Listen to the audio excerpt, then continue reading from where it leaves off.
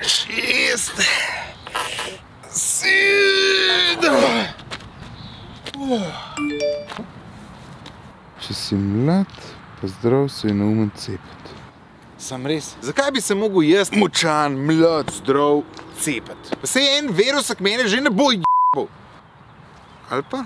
Mogoče pa vsem fino, da povprašam nekoga, ki se na to spozna. Recimo epidemiologa dr. Marija Fafangla. On ima črn pas iz nalezljivih bolezni. Doktor Jože Del Batera. Čau Jože, kaj te spet muči? Ma to cepljenje. Zakaj bi se mogel jaz, močen, zdrav, mlad, cepiti? A ni to bolj za une rizične skupine? Jože, koliko si že star?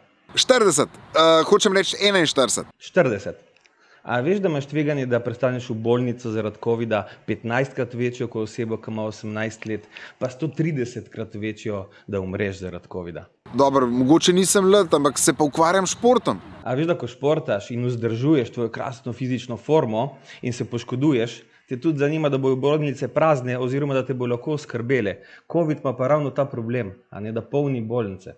In vsezadnje veva, da si dober človek, ne? Veva, da se cepiš tudi za druge in to je tisto. Cepiš se tudi za ostale, da gremo nazaj v staro življenje čim prej.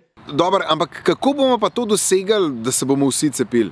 Veš kako? Pozitivna komunikacija. Evropska unija je pa tudi pomagala, ne? Ker ključna je dostopnost cepiva. In skupnim naročilom je Evropska unija dosegla to, da je cepivo pravično distribuirano po Evropi in da niso najbogatejše države nepravično v prioriteti.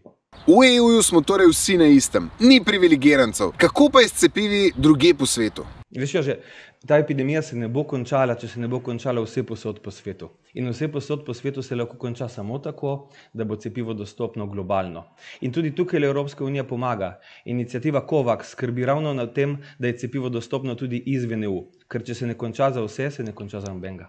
Se res, skoraj bi pozabil vprašati, kaj pa ti novi sevi, naprimer afriški, indijski in ostali, kako bo pa s tem?